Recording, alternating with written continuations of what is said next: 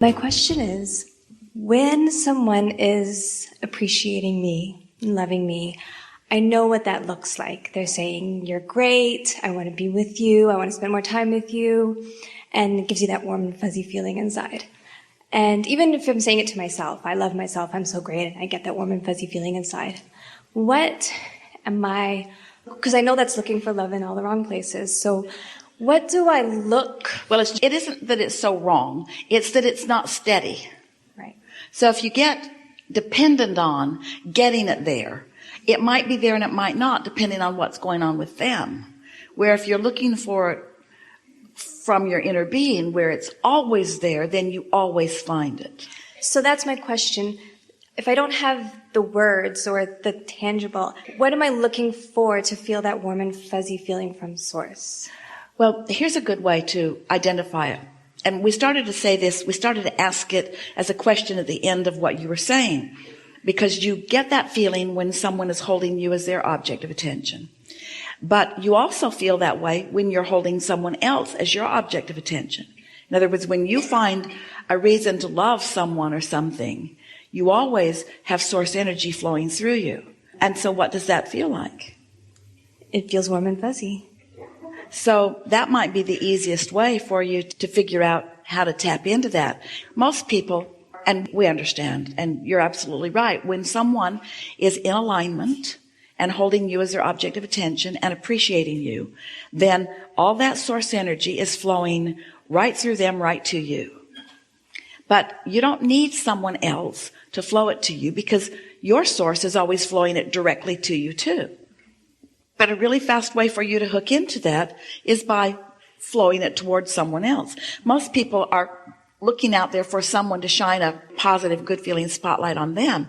But if instead you are looking for someone to shine it on, it always works for you. You just can't love and appreciate without syncing up. And you always feel good, don't you? Yeah. Yes. So when you say to look for love where it really is, that's the easiest way to do it, is to give the love yourself. Yes, and here's the law-based understanding behind that. The way you set your own tuner or your own receptor is by what you broadcast. So if you're appreciating, then you've set your tuner for that, and you're more likely to be appreciated. If you're criticizing, you've set your tuner for that, so you're more likely to be criticized. It's simple math. Okay, if I can just get a little bit more specific then. So there is someone in my life that I am eliciting. I know I'm causing a vibration. I'm causing the way that he's interacting with me. Well, you're rendezvousing at any rate. In other words, don't give yourself credit for what somebody else is doing, but acknowledge the part that you're playing in what's matching up. So if I just focus on, to get specific, he and I are seeing each other, but he has this fear of commitment. I know that I'm eliciting that from him. So if I just focus on... Well, do you have a fear of him running away? Then you are. So if I focus on loving him... Focus on him being here. Focus on him being here. In other words, he's wanting to say to you, hey, I'm right here. What's the problem? But you might not always be here. Okay. So I'm making this way too complicated then. The laws of the universe are very simple. You get what you think about. So what happens? Let's talk about relationships in this way. Because a very common thing, and it isn't appropriate to say it's always this way with women and it's always this way with men, because of course that isn't true. But a very common pattern among you are that women want commitment, men want freedom. The more you ask for commitment, the more they feel their freedom impeded. The more they ask for freedom, the more you feel your commitment impeded. In other words, it's sort of like you almost want different things from each other, except that at the basis of who you each are, you want to feel good. You all want to feel free. You want to feel happy. But anytime you let your happiness be dependent on someone else's behavior, you don't feel good because you can't control them, and they don't feel good because you want to.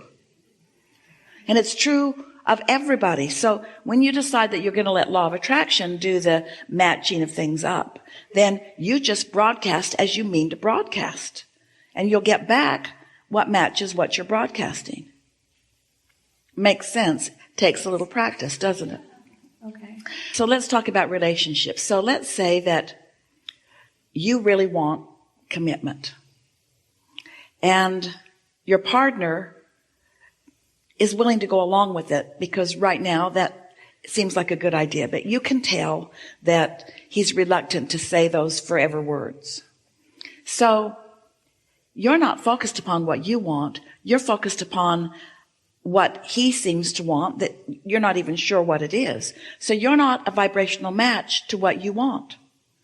And he wants to feel free and he really likes being with you. But he's focused upon what you are demanding from him that he's not ready to give. So he's not focused on who he really... So now you have two people, neither one focused upon what they want, blaming each other for the way they feel. And that is a really common relationship scenario. So what you want to do is focus upon what you want, and the universe will yield that to you. But if you've got all jumbled in your vibration what you don't want, then the universe keeps bringing you people that hold a lot of what you don't want in their vibration. You see what we're getting at? We would not assume that just because he won't say the words that you want to hear, that he doesn't feel the same way about this lovely, unfolding relationship, because he does. But your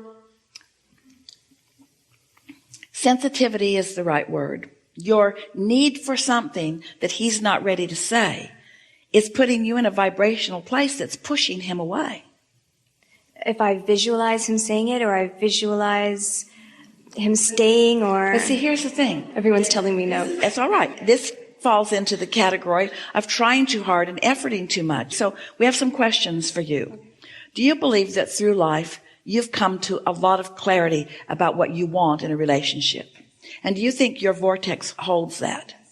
And do you believe us when we say that the universe is arranging all of the cooperative components for that? And can you feel how when you are worried about something, you're not a cooperative component to your own vortex?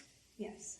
And so when you're trying to visualize something that isn't coming easily, are you in alignment with your source or not? You see what we're getting at?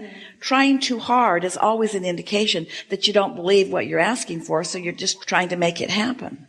So, you know what the best way to get what you want in any moment when you're worried about something? Give your attention to another topic altogether. If you would focus upon the other aspects of your life, it would take the heat off that, so to speak. Because you've asked for it and it's been given. Now how are you going to let it in? You got to stop worrying about it in order to let it in. So I had done the 30-day challenge. What is the 30-day challenge? Or the 30-day process. I kind of decided to just be happy for 30 days. It's a big price to pay. I know. That's why you called it a challenge. All right. I'll do it if I have to. I'll be happy for 30 days. What possible good could come from that? But by the end of it, I had withdrawn from a lot of things that I was doing and just focused on things that, like you were saying before, just focused on doing things that made me happy. And by the end of it, I was so happy and in love with life and in love with myself. And then he came back and I went right back to where I was before. So I did distract myself, but somehow I just picked up where I left off. Well, it's time for another 30-day challenge. Okay.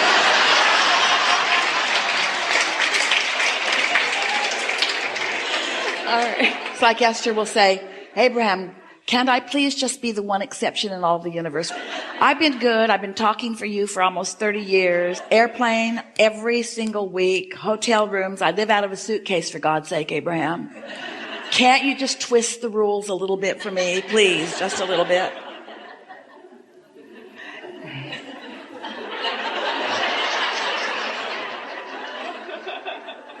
So tell us about that awful happiness that you discovered. Well, I think it's because when I'm alone, I'm in control of my vibration, but then I let other people... This is really good. When I introduce other people into the equation, it triggers something inside of me. It's the most important thing anyone has ever said. When I get off to myself, I do a better job of hooking up with my own resources. But when I'm with others, I fall into the pattern of trying to get the resources from them. Don't you just love that? Yeah. So get away, hook up to your resources, then dart in, and when that sucking sound starts coming, go screaming into the woods. You're doing really well. Just be easy about it and don't ask someone else to be the reason for your happiness. Find happiness and then let them emphasize the happiness that you've found. That's the only way it works well. Because if you get dependent upon somebody else, they're going to get distracted. They're going to need to go to the bathroom. They're going to need to go to work sometimes. Just don't ask anyone to hold you as the source of energy flowing. Find your own source, and then others who have found theirs as well as you join together. Oh, it's really fun, isn't it? We are not suggesting for a moment that you haven't picked the right one. And the fact that you're having some negative emotion around it doesn't mean that either.